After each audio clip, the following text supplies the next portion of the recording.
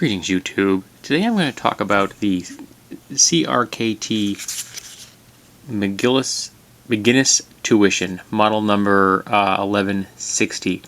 Now, McGinnis is a relatively new designer for CRKT, and to the best of my knowledge, the Tuition is the first design that he has developed for them.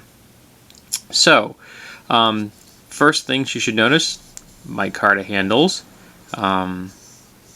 Semi-closed construction, one position clip, so if you don't like tip down right side, well, you know, you can buy any car you want as long as it's black. You don't have much choice. Flipper design. It has some nice, a nice finish to the grips. This is a manual flipper. There is no assistance whatsoever. This is a modified sheep's foot design because, you know, it does have a little bit of belly right there.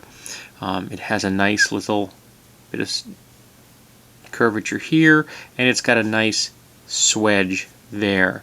It has a little bit of jimping, which is not overly aggressive, but is quite comfortable to hold. This isn't an overly large knife. I don't have particularly big hands, and if you do a hammer fist, it's almost a full 4-finger grip, but if I hold it in a more traditional, like I'm going to cut something mode, it's definitely only 3 fingers. I think for your average person this would probably be a 3-finger knife.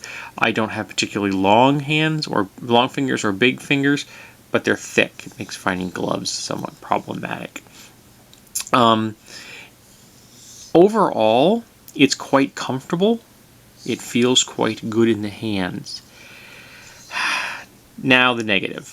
Besides the clip location, which is not good, when I purchased this, the liner lock on this right here was so hard, it was so stiff that I hurt my fingers trying to close the blade. My wife opened this when it had been sitting on the desk, and she was concerned that she was not going to be able to get the knife closed because this was so stiff. Now you'll notice at the moment it isn't stiff. That's because I had to completely disassemble this knife and retension the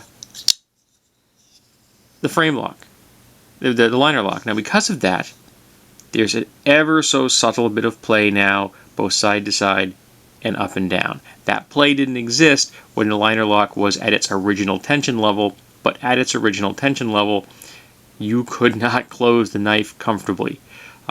I was very disappointed with that. Other things that kind of got to me, nice micarta scales. This plastic splacer is very cheap looking. It is just, it looks bad in comparison. There are 2 pillars here. You can't see them because the spacer is covering them. I'm thinking of disassembling it again and removing the spacer because I think the 2 steel pillars look better than the spacer does. I left them in to show you what the knife looked like out of the box. Also, the liners, I don't know if you can see that. They have this kind of rainbow pattern to them. That just makes it look cheap. Flat out. It looks like some cheap flea market knife when overall the quality is quite good. Now, the blade centering is quite nice in this. Even after I retensioned the liner lock and retensioned the pivot screw to loosen it up a little, the centering was still, again, spot on. I think it's cool. I think it shows a really good degree of design philosophy for Mr. McGinnis, and I look forward to future designs he comes out with. He may have had no control over the issues that I'm complaining about as far as the color of the liners, the spacer, and the tension of the liner lock itself. He may have had no control over that whatsoever. However, a single position clip I think is kind of unforgivable in today's world. Also, why is this not deep pocket carry? And another thing is these scales are smooth. They are so smooth, I cannot use this with my gloves on at work. I normally carry a knife for a week before I do a review. This particular knife lasted 2 days because that's all I could do it because with my gloves on at work, I did not feel this knife was safe in my hand. It was so smooth. So again, I think you should have some kind of texturing on a knife so that you have a firm, secure grip. And one other thing I got here is there's a little bit of jimping right here on the flipper, and I can't figure out why. When you move it, you're pushing here, in that direction. That's the only way you can get this knife open, is to do that. And a little, you know, little push with the wrist when you do it.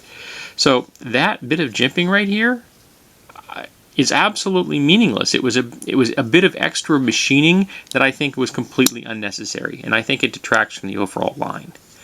So if you like an interesting design, this is definitely something you're going to want to look at. But I think that it has quite a few things that could have been done better.